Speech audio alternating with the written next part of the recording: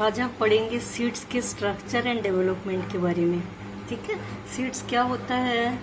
जब जो ओवरी है, ठीक है, प्लांट्स में जो फ्लावर देखेंगे अंदर की ओर फोर्थ ओरल जो ओवरी रहता है, उसके ऊपर स्टाइल रहता है और ऊपर स्टिग्मा।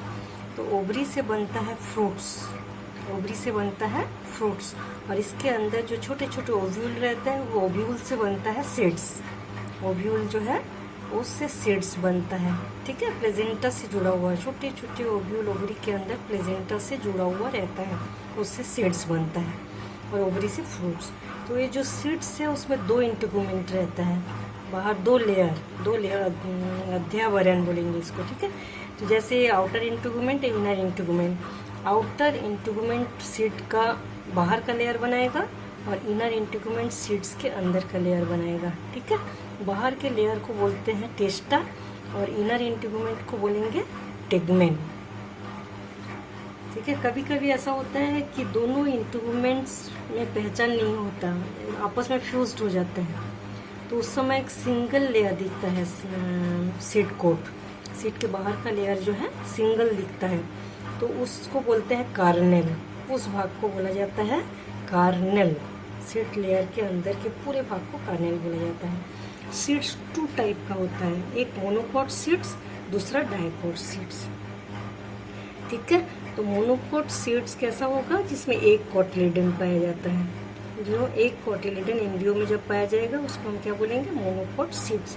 तो मोनोकोट सीड्स ज़्यादातर एंडोस्पर्मिक होता है, जैसे मेज, कोकोनट, ऑनियन, पैडी, व्हीट, ये सब चीज़ें जो पार्ट हम लोग खाते हैं वो पूरे एंडोस्पर्मिक रहते हैं। ठीक है, लेकिन कुछ प्लांट्स ऐसा देखा गया है जो मोनोकोट है लेकिन नॉन एंडोस्पर्मिक है, जैसे ऑर्किड, वाटर प्लेंटेन। ज़्यादातर ऐसे मोनोकोट्स जो है एंडोस्पर्मिक की होता है। ठीक है, अब डाइकोट्स में क्या है? दो कोटिलिडन पाए जाते हैं, ऐसे चने के उसमें हम लोग देखे हैं जो दोनों साइड्स में जो अलग अलग हो जाते हैं दो कोटिलिडन, और बीच में रहता है एम्ब्रियोनल एक्सिस। ठीक है, ऊपर प्रीम्यूल बनता है, नीचे रेडिकल। तो ये डाइकोट, ये दो कोटिलिडन वाला डाइकोट बोलेंगे। ठीक है, ये दोनों कोटिलिडन को ऐसा माना जाता है कि ये लीफ का ही मॉडिफाइड लीफ होता है, जिससे फूड मटेरियल एब्जॉर्ब करके प्लांट्स का ग्रोथ एंड डेवलपमेंट होता है। ठीक है, जिसमें दो कोटिलिडन पाया जाता है और ये नॉन एंडोस्पर्मिक होता है। हम लोग देखे हैं कि ओव्यूल के डेवलपमेंट में एम्ब्रियो सेक का जब डेवलपमेंट होता है तो एंडोस्पर्म तो बनता ही है। ठीक है, एक मेल गैमेट्स सेकेंडरी न्यूक्लियाई के साथ फ्यूजन करके एंडोस्पर्म बनाते हैं, लेकिन वो एंडोस्पर्म एम्ब्रियो के डेवलपमेंट में खर्च हो जाता है, एंडोस्पर्म सेल्स। ठीक है, तो इससे नॉन एंडोस्पर्मिक बन जाते हैं। तो डाइकोट्स की ज़्यादातर सीड्स जो है नॉन एंडोस्पर्मिक होता है, लेकिन इसके एग्जाम्पल क्या हैं? Gram, mango, pea, sunflower, castor, jatropha, ये सब चीज़ें हैं। ठीक है, ये कैस्टर और जेट्रोफा जो है वो क्या है? एंडोस्पर्मिक। कुछ डाइकोट्स में ऐसा देखा गया है कि जो एंडोस्पर्मिक होते हैं, जैसे कैस्टर, जेट्रोफा, कस्टर्ड एप्पल, ये सब क्या होता है? Endospermic seeds. ठीक है, अब हम देखेंगे डाइकोट, एक एंडोस्पर्मिक सीड का स्ट्रक्चर, एक नॉन एंडोस्पर्मिक सीड का स्ट्रक्चर। ठीक है, सबसे पहले हम देखेंगे नॉन एंडोस्पर्मिक सीड्स का स्ट्रक्चर। उसमें एग्जांपल लिया गया है ग्राम, चना का सीड्स को लिया गया है। ठीक है, जब हम चने के सीड्स को पानी में भिगा के रखते हैं तो हमको दिखता है कि बाहर दो लेयर रहता है, बाहर उसको सीड कोट बोलेंगे। ठीक है, तो सीड कोट टू लेयर होता है, बाहर का टेस्टा, अंदर टेगमेन। सबसे नीचे का जो पॉइंटेड एंड रहता है इसको बोलेंगे माइक्रोपाइलर रीजन होता है। ठीक है, ठीक इसके ऊपर एक स्ट्रक्चर होता है, पॉइंटेड एंड जैसा होता है। ठीक है, तो इस पॉइंटेड भाग को बोला जाता है हिलम। ये फ्यूनिकल से जुड़ा हुआ रहता है, ओव्यूल फ्यूनिकल से जुड़ा हुआ रहता है। तो ये फ्यूनिकल जब हट जाता है तो इस जगह एक पॉइंटेड स्ट्रक्चर बन जाता है जिसको हम बोलेंगे हिलम, और उसके ऊपर एक पॉइंटेड रहता है जिसको स्ट्रोफियोल बोलेंगे, और एक बीच वाला भाग पूरे एक मार्जिन रहते हैं। चने की सीड्स में हम लोग देखे हैं बीच में एक मार्जिन पाया जाता है, उस मार्जिन को बोलते हैं रैफी।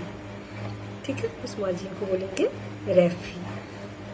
इस टाइप का ये है रैफी बीच में, और ये है दो कोटिलिडन। डाइकोट है, दो कोटिलिडन। दोनों कोटिलिडन को ऐसा माना जाता है कि मॉडिफाइड लीफ ही है, जो एम्ब्रियो के डेवलपमेंट में ये दोनों कोटिलिडन से ही फूड मटेरियल एब्जॉर्ब करके एम्ब्रियो का डेवलपमेंट होता है। ठीक है, ये जैसा एम्ब्रियो का डेवलपमेंट के समय नीचे वाला रेडिकल बनता है, ये प्लेम्यूल बनता है। ठीक, प्लेम्यूल के नीचे एपिकोटाइल और रेडिकल के ऊपर हाइपोकोटाइल रीजन रहता है। ठीक है, इसको अलग से देखेंगे तो इस टाइप का पार्ट होता है, नीचे से रेडिकल, ऊपर ये प्लेम्यूल वाला भाग। अब ये जो थिक फ्लेसी दो कोटिलिडन पाया जाता है, मोटे फ्लेसी होता है, इसमें rich of nutrient, protein, carbohydrate, fats, बहुत सारी चीज़ें इसमें कलेक्ट रहता है। ठीक है, इसी से फूड मटेरियल एब्जॉर्ब करके प्लांट्स का डेवलपमेंट होता है। तो ये था नॉन एंडोस्पर्मिक सीड्स। अब हम देखेंगे एंडोस्पर्मिक सीड्स। एंडोस्पर्मिक सीड्स के एग्जांपल लिए हैं हम लोग कैस्टर सीड्स को। कैस्टर सीड्स को जब हम देखेंगे, इसके बाहर बहुत ही हार्ड स्टोनी लेयर रहता है। बाहर का लेयर बहुत ही हार्ड होता है, स्टोनी मतलब स्टोन जैसा हार्ड होता है। ठीक है, तो बाहर के सीड कोट, इसमें भी 2 लेयर होता है, टेस्टा एंड टिगमेंट। ठीक, उसके अंदर जो लेयर रहता है, उस लेयर के अंदर की ओर एक पतला ऑयली मेम्ब्रेनस लेयर पाया जाता है जो एंडोस्पर्म होता है। इसमें एंडोस्पर्म फ्लेसी नहीं होता, मतलब मांसुला टाइप का नहीं होता, पतला थीन मेम्ब्रेनस स्ट्रक्चर ऑयली होता है। तो ऐसा ही इसका एंडोस्पर्म होता है। ठीक है, ये नीचे वाला जो एक आउटर पार्ट होता है, इसको बोलेंगे कोरनिकल, और बीच के जो लाइनिंग होता है ऊपर से नीचे तक, उसको हम बोलेंगे रेफी। ठीक है, इसके अंदर बीच में एक पतला ऐसे एम्ब्रियोनल एक्सिस पाया जाता है। इसके दोनों साइड में 2 कोटिलिडन और इसके नीचे से रेडिकल निकलता है और प्लेम्यूल। नीचे वाला भाग जो है रेडिकल रूट बनता है, ये ऊपर वाला भाग है प्लेम्यूल। ठीक है, प्लेम्यूल के नीचे एपिकोटाइल, रेडिकल के ऊपर हाइपोकोटाइल। ये बाहर का स्ट्रक्चर जो है बहुत ही हार्ड होता है।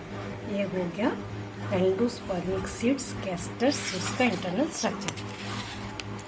अब हम देखेंगे मोनोकॉट है। डाइकॉट में हम लोग एंडोस्पर्मिक नॉन एंडोस्पर्मिक दोनों भाग देख लिए। अब हम देखेंगे मोनोकोटिलिडन सीड्स का स्ट्रक्चर। मोनोकॉट में हम लिए हैं मेज की सीड को। ठीक है, जब हम मेज की सीड्स को देखेंगे तो ऊपर एक मोटा सा layer yellow broad flat structure पाया जाता है, थोड़ा डार्क कलर का होता है। ठीक है, और उसके अंदर की ओर और एक लेयर होता है जो कि लाइट कलर का होता है। उसके अंदर एक पार्ट होता है जो एंडोस्पर्म, ये पार्ट जो है ये एंडोस्पर्म। ठीक है, और उसके अंदर embryonal axis, cylindrical embryonal axis पाया जाता है, जिसमें एम्ब्रियो का डेवलपमेंट होता है। ठीक है, इसी से प्लांट्स का डेवलपमेंट होता है। ये था मेज ग्रेन, इसका आउटलाइन स्ट्रक्चर। इसको जब हम ऊपर से नीचे एलिस लॉन्गिट्यूडनल सेक्शन करेंगे तो ऐसे दिखेगा। ठीक है, 2 भागों में बटा हुआ दिखता है। ऊपर के भाग को हम बोलेंगे एंडोस्पर्म, नीचे के भाग को बोलते हैं स्कूटेलम। और इसमें एक पतला सीड कोट बाहर की ओर रहता है, और इसके ऊपर की जो भाग जो लेयर है, इसको हम बोलेंगे एल्यूरोन लेयर। ठीक है, इस भाग को बोलेंगे एपिथेलियल लेयर। इसको एल्यूरोन लेयर, इसको एपिथेलियल लेयर, और इसको स्कूटेलम। ठीक है, इस स्कूटेलम के नीचे कुछ लिप लाइक स्ट्रक्चर पाया जाता है। ऐसा लगता है बहुत सारे पतले पतले लिप लाइक स्ट्रक्चर एक पतले मेम्ब्रेनल स्ट्रक्चर से ढका हुआ रहता है, जिसको हम बोलेंगे कोलियोप्टाइल। उस मेम्ब्रेनल स्ट्रक्चर के निकलने के बाद ही उससे प्लेम्यूल का डेवलपमेंट होता है। ठीक है, और उसके नीचे, ठीक, कोलियोप्टाइल के नीचे रहता है कोलियोराइजा। कोलियोराइजा में क्या रहता है, उसके अंदर रूट बंद रहता है पतले मेम्ब्रेनल स्ट्रक्चर से। ठीक है, उसको हम बोलेंगे कोलियोराइजा, उसी से रूट का डेवलपमेंट होता है। ठीक है, रूट से कोलियोराइजा से रेडिकल बनता है और कोलियोप्टाइल से प्लेम्यूल बनता है। तो ये था internal structure, longitudinal structure of मेज।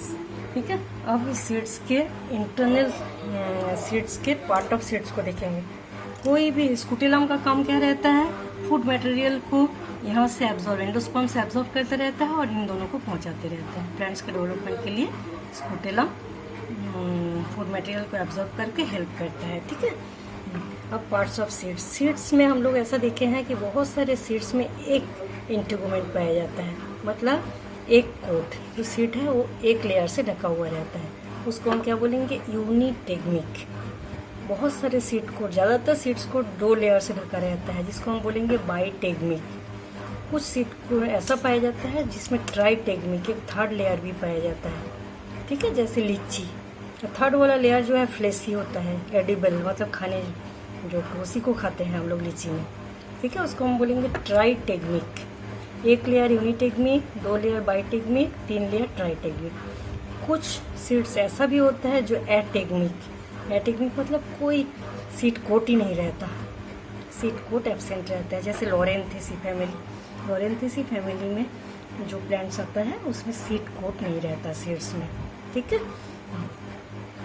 अब हम देखेंगे सीड कोट। सीड कोट में ज़्यादातर 2 इंटीगुमेंट रहते हैं, आउटर इंटीगुमेंट और इनर इंटीगुमेंट। आउटर इंटीगुमेंट को देखेंगे तो एक एपिडर्मिस रहता है और उसके बीच में रहता है बहुत सारे पेरेन्काइमेटस सेल्स, और ये है मिडल जोन, ठीक है।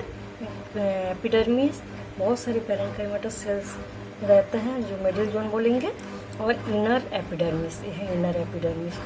ये है आउटर इंटीगुमेंट। आउटर इंटीगुमेंट ऐसे ही रहता है बस, outer epidermis, middle zone, inner epidermis, और ये है इनर इंटीगुमेंट। इनर इंटीगुमेंट को जब देखेंगे तो पिगमेंटेड लेयर पाया जाता है, पिगमेंटेड लेयर, और बहुत सारे पेरेन्काइमेटस ऐसे लेयर, और नीचे आउटर पेलिसेड लेयर, बाहर पेलिसेड लेयर पाया जाता है, ठीक है। इस टाइप से 2 इंटीगुमेंट रहते हैं। लेकिन बहुत सारे प्लांट्स में ऐसा हो जाता है कि इनर इंटीगुमेंट जो है एंडोस्पर्म से एब्जॉर्ब हो जाता है। एम्ब्रियो के डेवलपमेंट के लिए इनर इंटीगुमेंट भी एब्जॉर्ब हो जाता है, आउटर इंटीगुमेंट रह जाता है। मतलब बाइटेगमिक सीड्स जो है यूनिटेगमिक में चेंज हो जाता है, ठीक है। तो ज़्यादातर क्या होता है उस लेग्यूमिनेसी क्रूसीफेरी के सीड्स में ऐसा देखा गया है, ठीक है। पहले बाइटेगमिक रहता है, बाद में यूनिटेगमिक। तो अब यूनिटेगमिक सीड कोट को देखेंगे हम। यूनिटेगमिक सीड्स कोट देखने से क्या, बाहर एपिडर्मिस का एक लेयर दिखता है, मोटा लेयर, उसके अंदर हाइपोडर्मिस का लेयर दिखता है, उसके अंदर स्क्लेरेनकाइमेटस लेयर दिखता है, एक स्क्लेरेनकाइमेटस हार्ड स्टोनी डेड सेल का बना हुआ, ठीक है। उसके नीचे पेरेन्काइमेटस। पेरेन्काइमेटस लेयर के बीच बीच में कुछ सेल ऐसा रहता है जिसमें एयर भरा रहता है, उसको हम बोलेंगे एयरेनकाइमा, ठीक है। यह सीड कोट का स्ट्रक्चर। बाहर एपिडर्मिस, उसके बाद हाइपोडर्मिस, उसके बाद स्क्लेरेनकाइमेटस लेयर, उसके अंदर पेरेन्काइमेटस लेयर, कुछ एयरेनकाइमा, ठीक है। ये था सीड कोट का स्ट्रक्चर। हम कोकोनट को देखते हैं। कोकोनट भी मोनोकोट में आता है, ठीक है। तो कोकोनट प्लांट्स को एंडोस्पर्मिक में आता है, एंडोस्पर्मिक सीड्स। कोकोनट सीड्स को जब हम देखेंगे 3 लेयर रहता है इसमें। बाहर के लेयर को बोलेंगे एपिकर, बीच के जो फाइब्रस लेयर रहता है इसको बोलेंगे मेसोकर, और अंदर के जो हार्ड स्ट्रक्चर जिसको हम लोग नारियल को ये करते हैं, हार्ड स्ट्रक्चर जो रहता है उसको बोलेंगे एंडोकर। एपिकर, मेसोकर, एंडोकर, ठीक है। उसके अंदर जो खाने वाला पार्ट रहता है वो एंडोस्पर्म होता है, उसको हम बोलेंगे मिट्टी एंडोस्पर्म। उसके अंदर जो लिक्विड रहता है वो भी एंडोस्पर्म रहता है, उसको हम बोलेंगे एंडोस्पर्मिक फ्लूइड, ठीक है। और उसके बीच में एक स्ट्रक्चर रहता है जिसको हम क्या बोलेंगे, कोटिलीडन। सिंगल कोटिलीडन, मोनोकोटिलीडन होता है ये, सिंगल कोटिलीडन, ठीक है। उससे ऐसे रूट्स निकला हुआ है। तो ये है कोकोनट की सीड्स का स्ट्रक्चर। इस टाइप से सीड का स्ट्रक्चर एंड डेवलपमेंट जो है कंप्लीट हो जाता है।